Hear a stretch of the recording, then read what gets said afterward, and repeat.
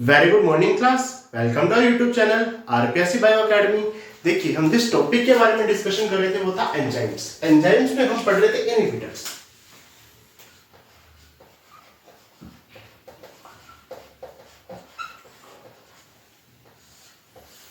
क्या पढ़ रहे थे? इनहिबिटर्स पढ़ रहे थे।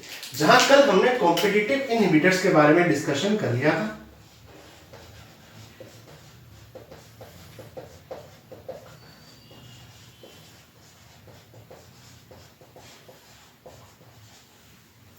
अब बात करते हैं नॉन कॉम्पिटिटिव इनहिबिटर्स की।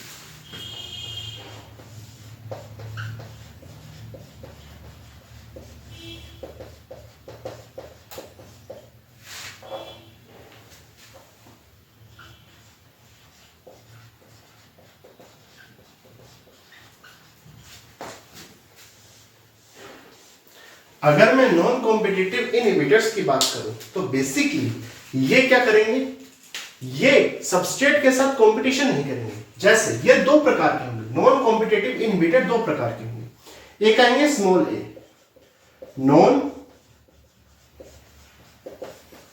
Competitive, non competitive irreversible, irreversible inhibitor. Non competitive irreversible inhibitor जैसे कोई टॉक्सिक मेटल है,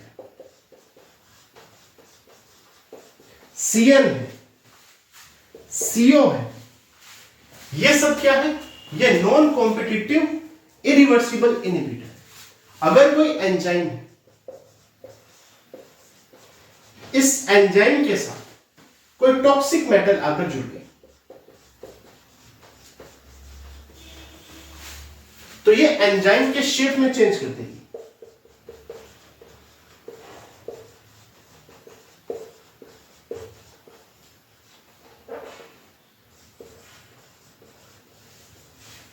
एंजाइम के शेप में क्या कर देगी? चेंज कर देगी, जिससे वो एंजाइम सबस्ट्रेट के साथ जुड़ ही नहीं पाएगा।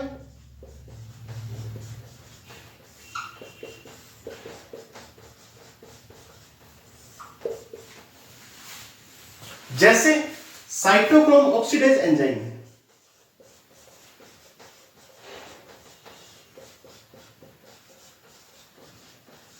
साइटोक्रोम ऑक्सीडेज एंजाइम है, उसके साथ CN को जोड़ दिया तो ये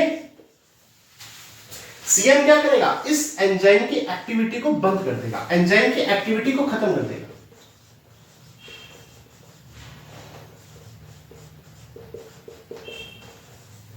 कम कर देगा या बिल्कुल ही बंद कर देगा। और ये इरिवर्सिबल है, वापस रिवर्स नहीं हो सकता। एक बार एंजाइम की शेप चेंज हो गई, एक बार एंजाइम इनएक्टिव हो गया तो वो इनएक्टिव हो गया, ये चेंज नहीं हो सकता। यहां पर कोई कंपटीशन नहीं हुआ, नॉन कॉम्पिटिटिव है, इरिवर्सिबल है, वापस रिवर्स नहीं कर सकते। और क्या है? इनहिबिटर है, एंजाइम की एक्टिविटी को कम करेंगे। जैसे टॉक्सिक मेटल हो सकता है, साइनाइड हो सकता है, CO हो सकता है, ठीक है। ये एंजाइम के साथ मिलकर जो एंजाइम की शेप को चेंज कर देंगे ताकि सबस्ट्रेट अटैच ही ना हो पाए। तो यहां पर कंपटीशन तो हो ही नहीं रहा। साइटोक्रोम ऑक्सीडेज जैसे एंजाइम है, ठीक है, उसने CN के साथ मिलकर क्या बना दिया? एंजाइम की एक्टिविटी को कम कर दिया। तो याद है नॉन कॉम्पिटिटिव इरिवर्सिबल इनहिबिटर।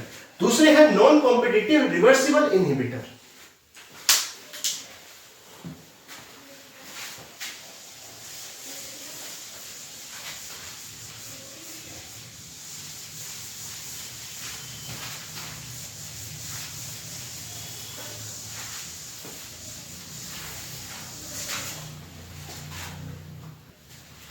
देखिए यदि B पर मैं नॉन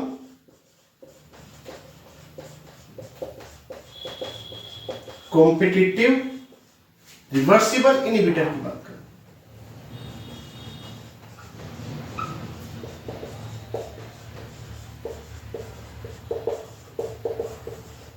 रिवर्सिबल इनहिबिटर की बात करूं, जैसे मैं ले लूं ग्लूकोज और ग्लूकोज के साथ में इनऑर्गेनिक फॉस्फेट को जोड़ दूं, ग्लूकोज के साथ में इनऑर्गेनिक फॉस्फेट को जोड़ दूं तो ये बन जाएगा ग्लूकोज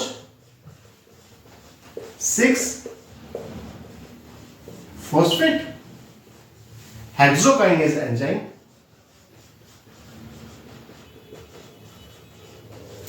मान लो ग्लूकोज 6 फॉस्फेट बन गया, ये देगा नेगेटिव फीडबैक।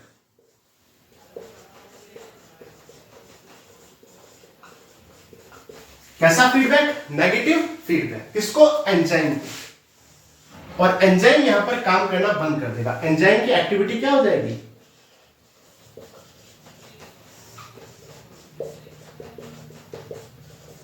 कम हो जाएगी।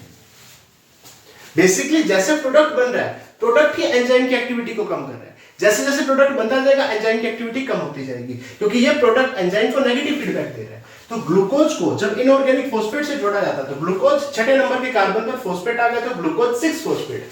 एंजाइम कौन सा? Hexokinase enzyme. क्या देगा? नेगेटिव फीडबैक देगा। क्या देगा? नेगेटिव फीडबैक देगा। जिससे क्या होगा कि जो एंजाइम की एक्टिविटी क्या होगी? कम होगी। अगर मैं नॉन कॉम्पिटिटिव रिवर्सिबल इनहिबिटर की आगे बात करूं,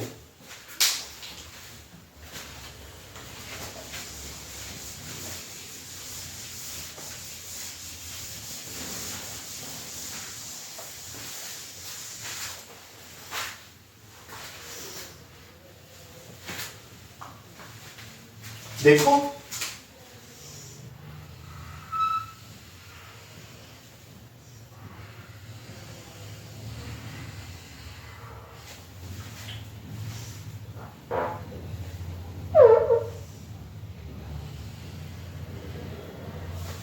मान लो ये एंजाइम है, ये एंजाइम की एक्टिव साइट है। कौन सी साइट है? Active site. एक्टिव साइट मतलब यहां पर सबस्ट्रेट आकर जुड़ेगा। कौन आकर अटैच होगा? सबस्ट्रेट आकर यहां पर अटैच होगा। या कॉम्पिटिटिव इनहिबिटर, वो भी तो यहीं पर आकर अटैच होगा, क्योंकि कंपटीशन होगा दोनों के बीच में। तो सबस्ट्रेट या कॉम्पिटिटिव इनहिबिटर यहां पर आकर अटैच होगा। और ये जो साइट है इसे कहते हैं एलोस्टेरिक साइट। एलोस्टेरिक साइट या regulatory site.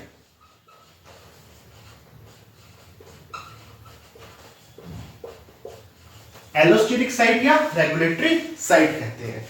Non competitive reversible inhibitor, non competitive reversible inhibitor allosteric site पर आकर अटैच होता है। नॉन कॉम्पिटिटिव रिवर्सिबल इनहिबिटर कहां पर अटैच होता है? एलोस्टेरिक साइट या रेगुलेटरी साइट पर आकर यहां पर अटैच होता है और एक्टिव साइट में चेंज कर देता है। एक्टिव साइट की शेप में चेंज कर देता है। एक्टिव साइट की शेप में चेंज कर देता है।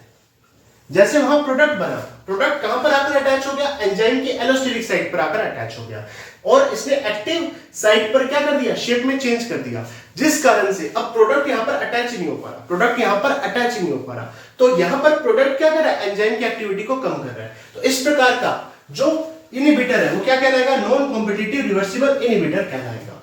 ठीक है? या एलोस्टेरिक इनहिबिटर।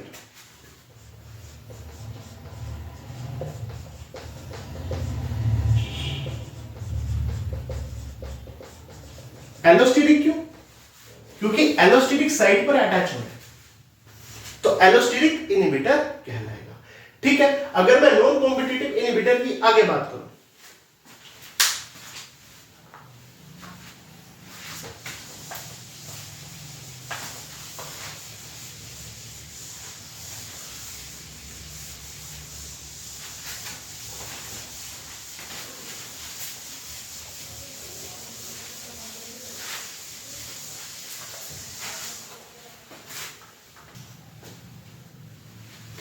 देखिए अगर मैं नॉन कॉम्पिटिटिव इनहिबिटर की आगे बात करूं तो यहां पर जो Km वैल्यू आती है वो आती है कांस्टेंट या अनचेंज्ड।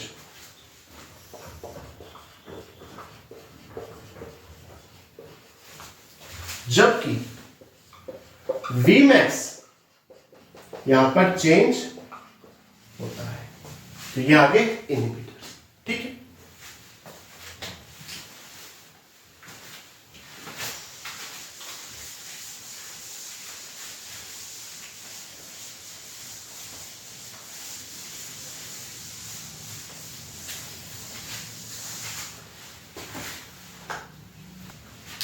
देखिए ये क्वेश्चन आया हुआ है ग्रेड 1 2022 आरपीएससी फर्स्ट ग्रेड 2022 में। सम एंजाइम्स हैव कोफैक्टर्स, कुछ एंजाइम्स में कोफैक्टर्स पाए जाते हैं जो कि बाउंड होते हैं प्रोटीन पोर्शन से। उस प्रोटीन पोर्शन का क्या नाम है, उस प्रोटीन पोर्शन को क्या कहते हैं? ठीक है, प्रोस्थेटिक ग्रुप। देखो प्रोस्थेटिक ग्रुप तो कोफैक्टर का ही पार्ट है, को एंजाइम भी कोफैक्टर का पार्ट है, तो कोफैक्टर से बाउंड कौन होता है? क्या कोफैक्टर बाउंड होता है? नहीं, ना तो प्रोस्थेटिक ग्रुप, ना को एंजाइम, ना कोफैक्टर। उत्तर क्या जाएगा? एपो एंजाइम, जो कि प्रोटीन का पोर्शन है और वो किससे अटैच होगा? कोफैक्टर से अटैच होगा। ठीक।